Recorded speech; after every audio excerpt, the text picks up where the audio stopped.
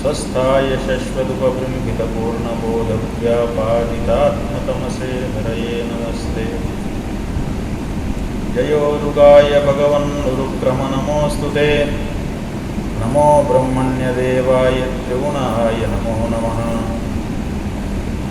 नमस्ते कृष्णगर्भाय वेदगर्भाय वेदसे त्रिनाभाय त्रिपृष्ठाय शिविष्टाय विष्णवे। कञ्जासनादिसुरवृन्दलसत्किरीटकोटिप्रकर्षणसमुज्ज्वलदङ्घ्रिपीठे वामेव यामि शरणं विगतान्यभावं दीनं विलोकय दयार्द्रविलोचनेन। श्रीराम जय राम जय जय राम।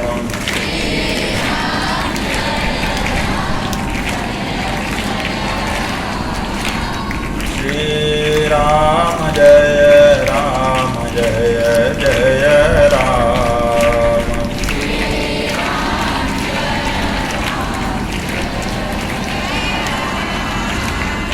श्रीराम जय राम जय जय राम।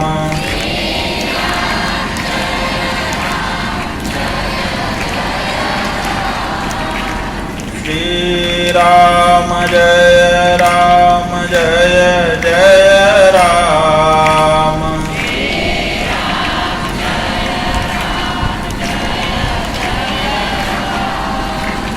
श्रीराम जय राम जय जय राम।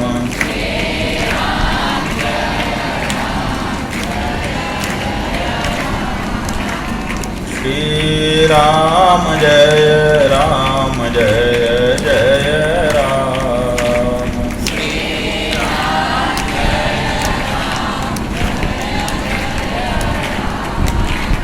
धर्म की अधर्म का प्राणियों में विश्व का गौ माता की गंगा माता की भागवत भगवान की ब्रह्मलीन त्रिपीठाधीश्वर गुरुदेव भगवान की। नमः पार्वती पतये हर हर महादेव।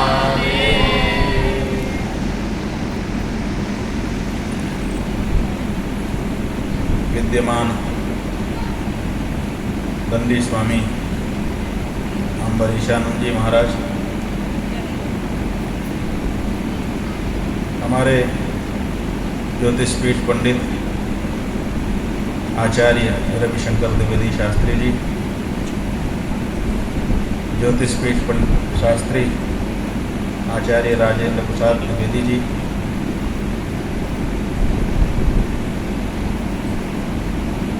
अत्यंत प्रिय गुरु भ्राता, मंच का संचालन कर रहे ब्रह्मचारी श्री ब्रह्म विद्यानंद जी,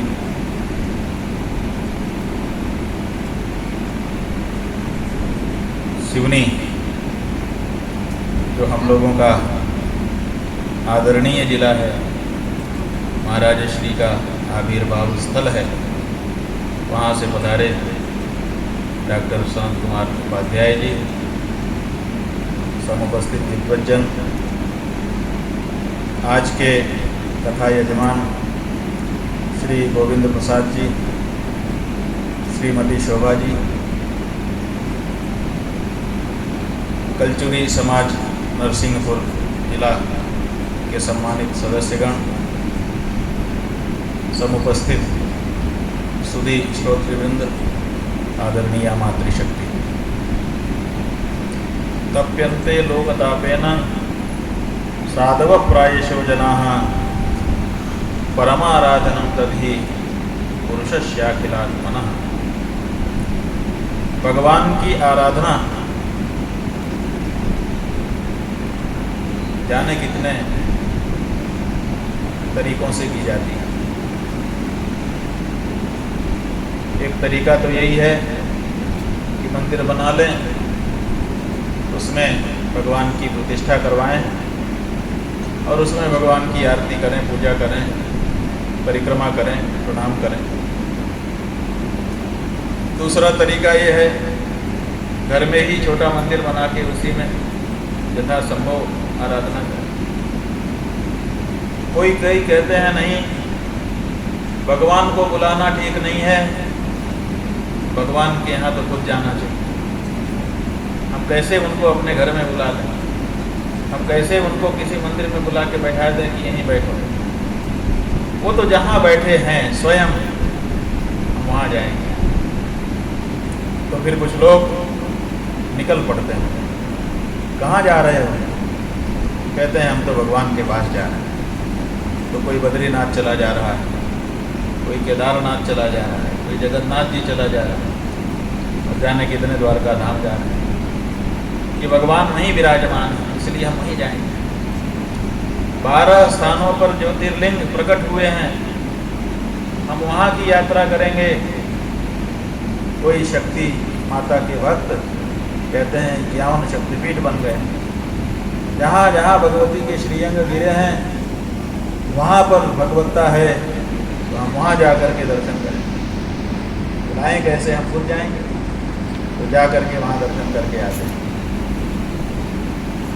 कोई कहते हैं भगवान तो अंदर हैं, तो आंख बंद करके बैठ जाते हैं कि ना हमको घर वाला देखना है, ना हमको बाहर वाला देखना है, हमको तो आंखों से देखना ही नहीं, हमको तो दिव्य दृष्टि से देखना है।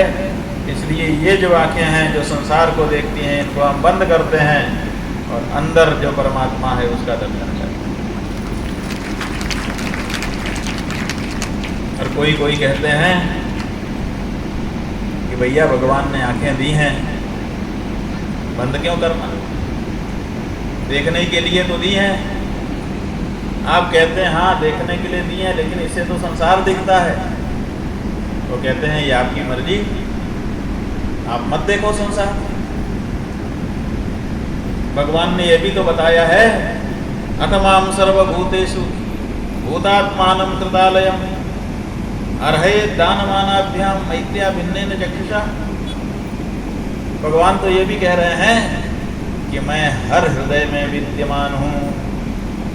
तो आप संसार को क्यों देखते हो? संसार के कण कण में जो परमात्मा बस रहा है उसको क्यों नहीं देखते हो? उसको देखो, सब में परमात्मा बस रहा है। इसलिए सर्वत्र परमात्मा को देखने वाला जो संत है तप्यन्ते लोकतापेन, तो दूसरे को तपता हुआ देखता है तो खुद तप जाता है, अरे मेरे परमात्मा पे कष्ट आया है, दौड़ो। साधव प्रायसे जनाः, दूसरों पर आए हुए कष्ट को देख करके उसके कष्ट के निवारण के लिए दौड़ पड़ने वाला जो महात्मा है वो क्या कर रहा है? का वो भी भगवान की आराधना कर रहा है, क्योंकि सब में परमात्मा ही तो है। इसलिए जनता की सेवा भी परमात्मा की ही सेवा है। भगवान के बहुत सारे नाम हैं, उन सब नामों में एक नाम उसका है अखिलात्मा। अखिल, खिल माने होता है शेष, और अखिल माने निःशेष। कोई छूटे ना, जो छूट गया वो तो शेष है, और जो जिसमें कोई छूटे ना उसका नाम अशेष, अखिल। तो ये भगवान अखिलात्मा है। 10, 20, 50, 100, 200, 500 के हृदय में नहीं, बल्कि यावत प्राणी, जितने प्राणी हैं सब के हृदय में ये निवास करने वाले हैं।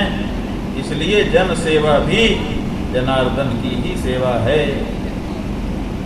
इसलिए परम आराधनम तद्धि पुरुषस्य अखिलात्मा। अखिलात्मा जो परमात्मा है उस परमात्मा की ही वो आराधना है। और कहते हैं कैसी आराधना है? ये जितनी आराधनाएं बताई इनमें से श्रेष्ठ आराधना कौन सी है? तो बाकी तो सब आराधना, और ये इसको नाम दिया परम आराधनम तद्धि, ये परम आराधना।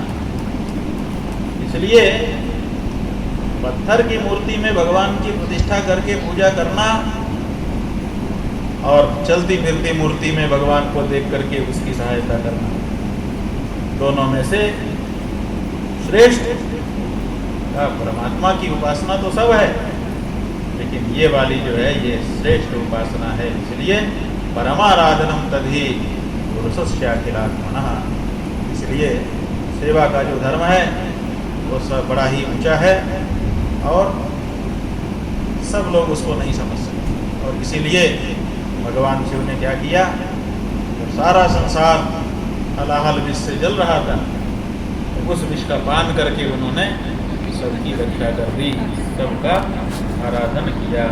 ये परम आराधन है। जिन्होंने हमको बचाया उनके प्रति हमारे हृदय में भक्ति क्यों नहीं होगी, होनी ही चाहिए। अगर नहीं हुई तो हम कृतज्ञ समझे जाएंगे। तो कृतज्ञ नास्ति स्तुति ही, कृतज्ञ के लिए तो नरक के दरवाजे भी बंद हो जाते हैं। इस तरह से समुद्र मंथन का कार्य आगे बढ़ा। एक बार हलाहल विष निकल गया, उसके बाद तो फिर अमृत ही अमृत, रत्न ही रत्न थे। सबसे पहले मंथन करते करते कामधेनु गाय निकली, उसके थन में अमृत था। ऋषियों ने कहा, देखिए ये गाय जो है इसका मालिकाना किसी का नहीं हो सकता, ये उपयोग उपभोग की वस्तु नहीं, इसलिए इसका जो दूध है वो भगवान की पूजा के लिए लगेगा।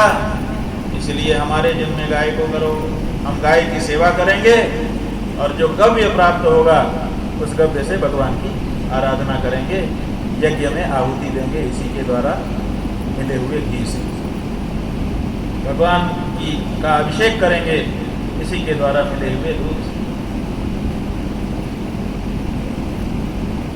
फिर मंथन आगे बढ़ाया गया तो उच्चैश्रवा नाम का घोड़ा निकला।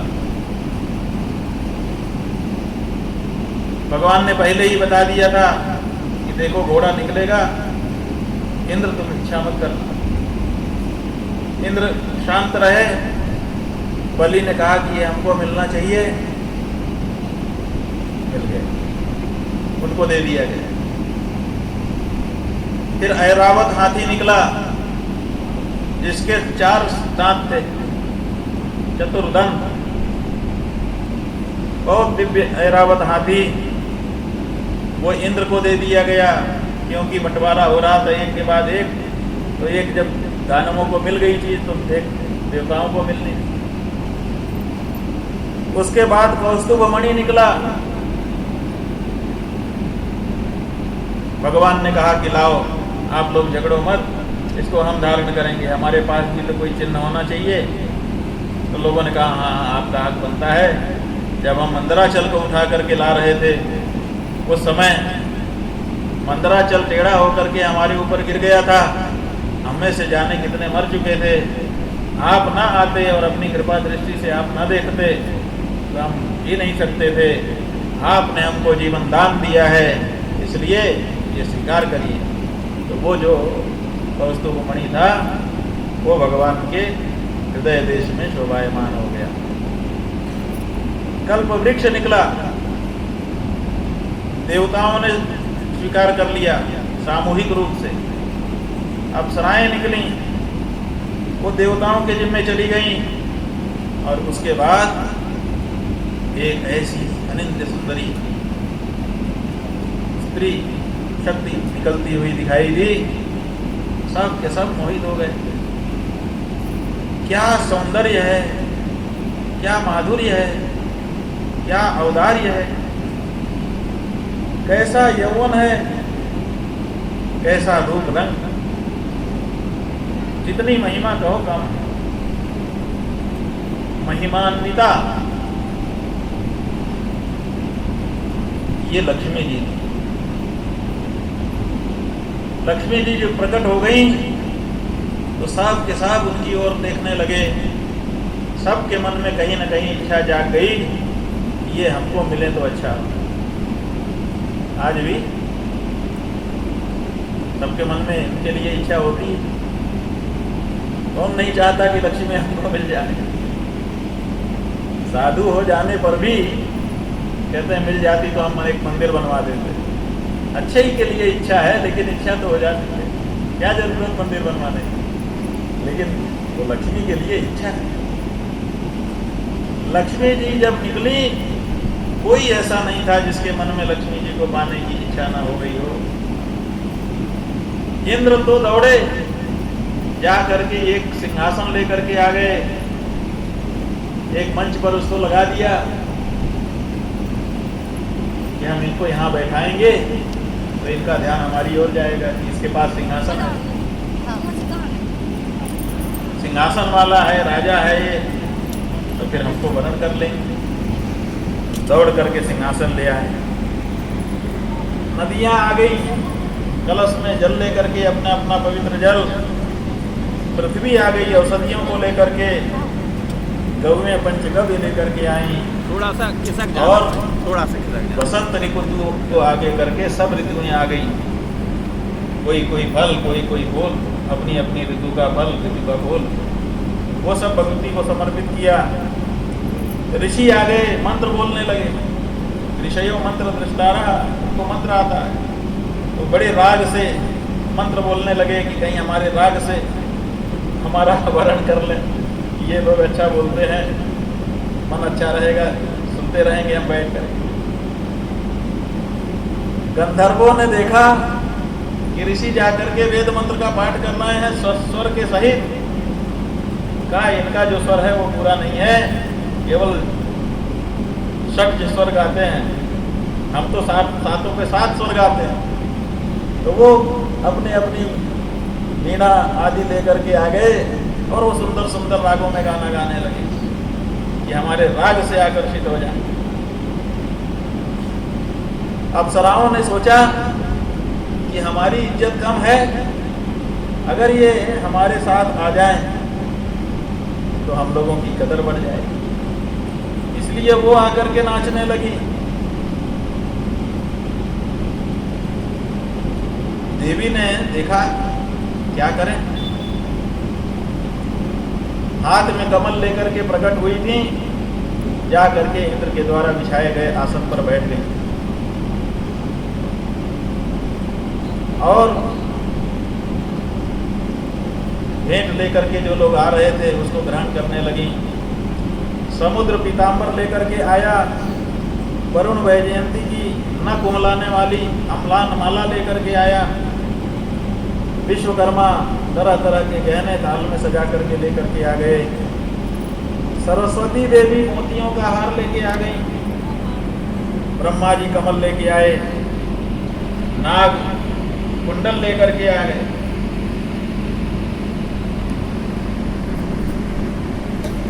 भगवती लक्ष्मी ने सबका देख लिया, किसके किसके मन में क्या क्या भावनाएं हैं, सब हमारा वरण करना चाहते हैं।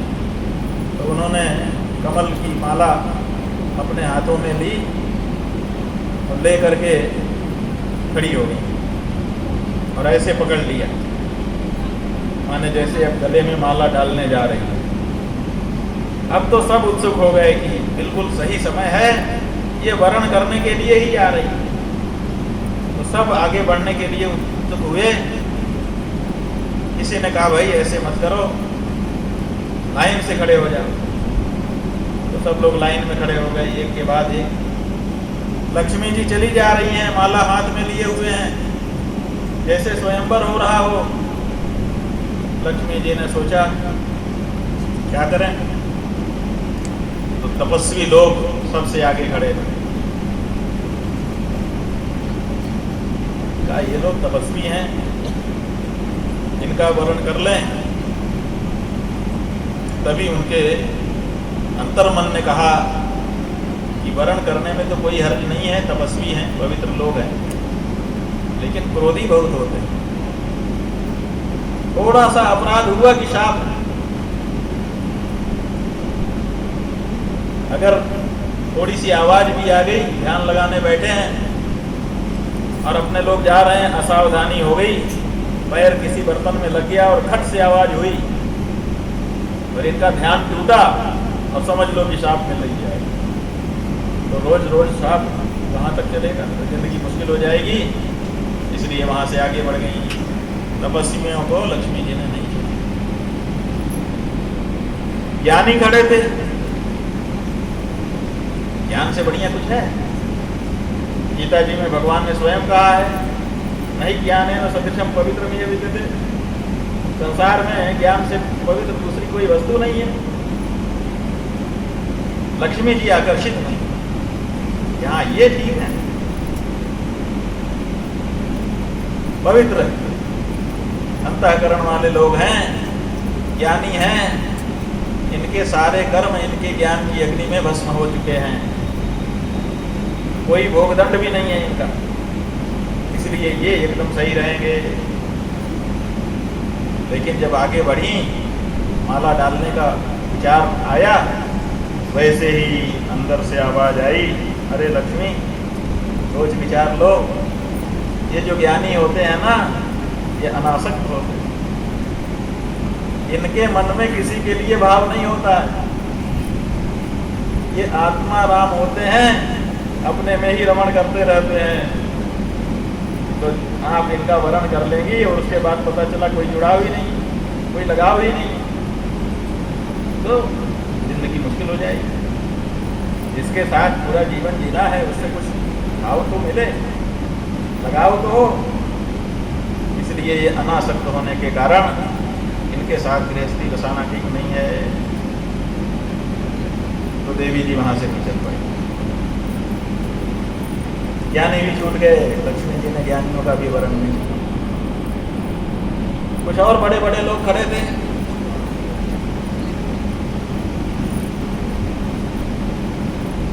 लक्ष्मी जी ने सोचा ये महान लोग हैं, इन्हीं का वर्ण किया जाए। लेकिन जब उनकी आंखों में देखा तो पाया कि इनकी आंखों में तो एक्सरे मशीन लगी हुई, ये तो बड़ी गहरी नजरों से हमको देख रहे हैं, हमको देख रहे हैं माने हमारे शरीर को देख रहे हैं। इसका मतलब इनकी जो रुचि है वो हमारे शरीर में है। ओहो, शरीर में रुचि रखने वाला आगे चल करके जब शरीर किसी कारण से इधर उधर हो गया, उसका सौंदर्य कमजोर हो गया, कोई दुर्घटना हो गई, कुछ हो गया, तब क्या होगा? जो शरीर से प्रेम करने वाला होगा, जैसे शरीर ढलेगा वैसे उसका ध्यान भी किसी और शरीर में चला जाएगा, फिर हमारा क्या होगा? नहीं नहीं नहीं, गृहस्थी बसाने के लिए ये लोग भी ठीक नहीं। कुछ धनी लोग खड़े थे, मालदार लोग, आजकल तो हमारी बहनें उन्हीं को पसंद करती हैं। लक्ष्मी जी ने देखा कि धनी लोग खड़े हैं, ऐश्वर्य वाले हैं, इन्हीं का वर्ण कर लेना चाहिए, पैसे वाले। आगे जब बढ़ी तो उनको विचार आया कि इनका ऐश्वर्य स्वतः वाला है कि परतम वाला है। जैसे हम लोग वेद के संदर्भ में विचार करते हैं कि ये स्वतः प्रमाण है कि परतम प्रमाण है। अगर स्वतः प्रमाण है तो ठीक है, अगर परतम प्रमाण है तो इसको क्यों प्रमाण माने? फिर जिसके कारण ये प्रमाण है उसको हम प्रमाण माने, इसको क्यों प्रमाण माने? ऐसे ही इनका जो ऐश्वर्य है वो स्वतः का है कि परतः का है? ये जो लड़का हमारे सामने खड़ा है विवाह के लिए, पैसा इसके पास बहुत है, लेकिन इसका खुद का कमाया हुआ है कि बाप दादा का दिया हुआ है? अगर बाप दादा का दिया हुआ है तो फिर ये उसकी कदर ज़्यादा समझेगा नहीं, और थोड़े दिन में खर्च हो जाएगा, उसके बाद पराश्रित रहेगा, फिर मांगेगा जाके। और शुरुआत में तो